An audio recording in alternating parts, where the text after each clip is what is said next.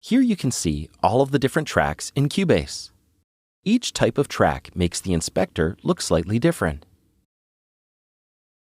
Make sure the inspector is open by clicking here.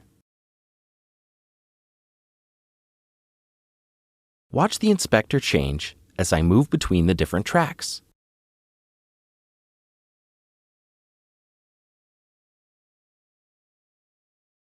The ruler track is the only one that doesn't have any options in the inspector. All the other tracks have something.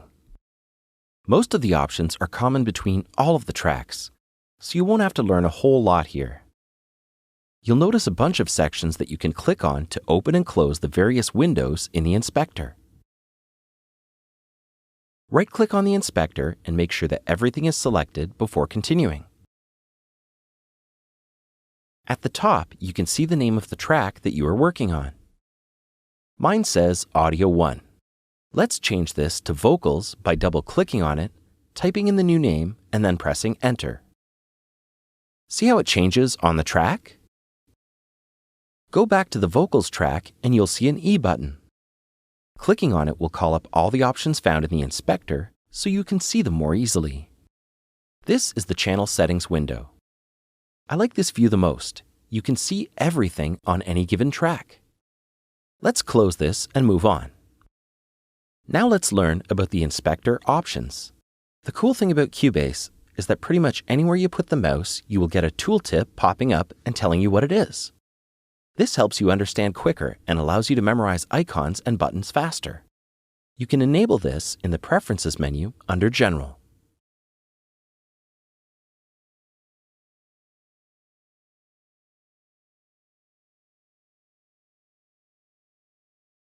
You can change the track color by clicking on this arrow here and selecting a new color.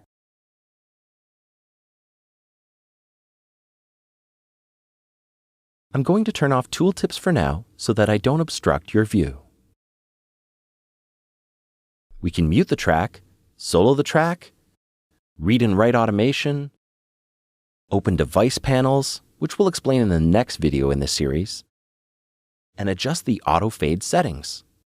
We'll talk about this in level 4 of this series. Next, we have the Record Enable button and the Monitor button so you can hear what you're recording. Is your brain full yet? Well, we're nowhere near done. You should have gotten a snack. Speaking of snacks, the next button is a mouthful. Toggle time base between musical and linear. What this really means is that the tracks can be tempo-based, meaning that if you change the tempo, the events will play back earlier or later in time.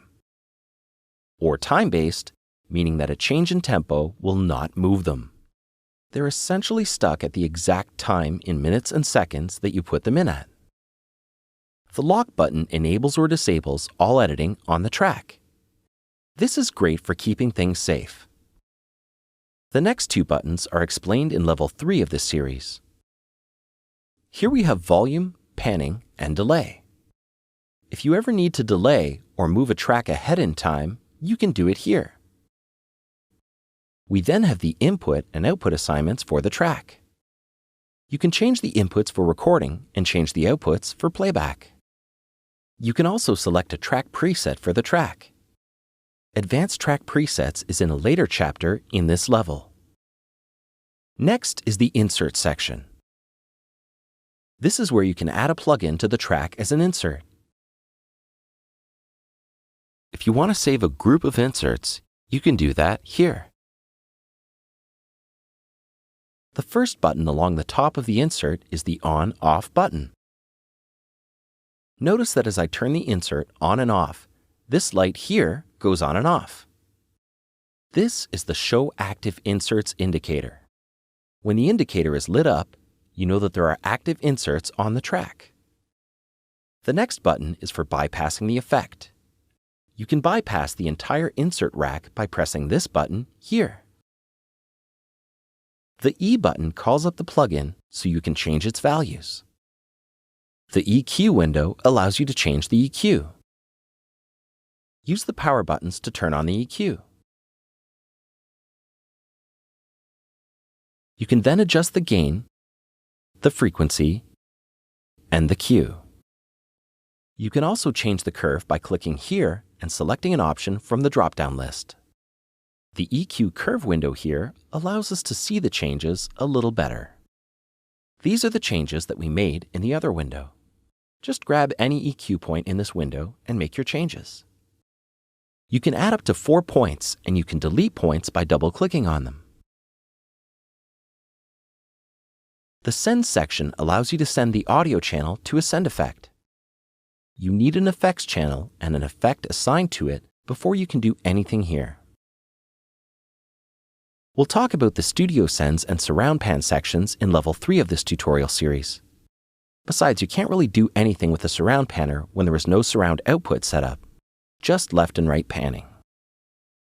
The Channel section gives you a bird's eye view of everything that is on that channel. Here we can see how many insert effects are on. Clicking on the number turns the effect on or off. We can also see which of the 4 EQ points are on. We can also disable and enable them.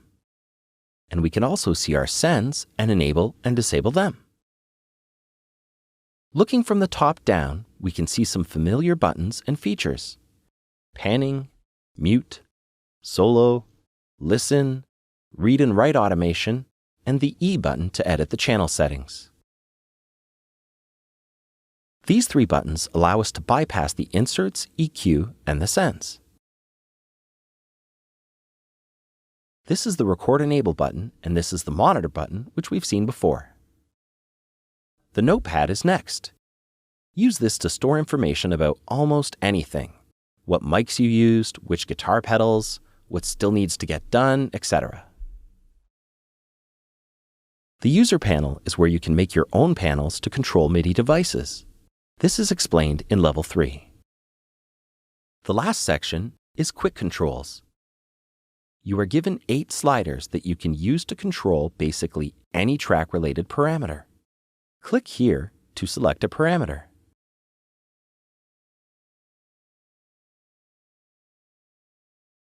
Let's add another one. Now we can use the slider to control the parameters. This is great for getting quick access to the parameters you change the most.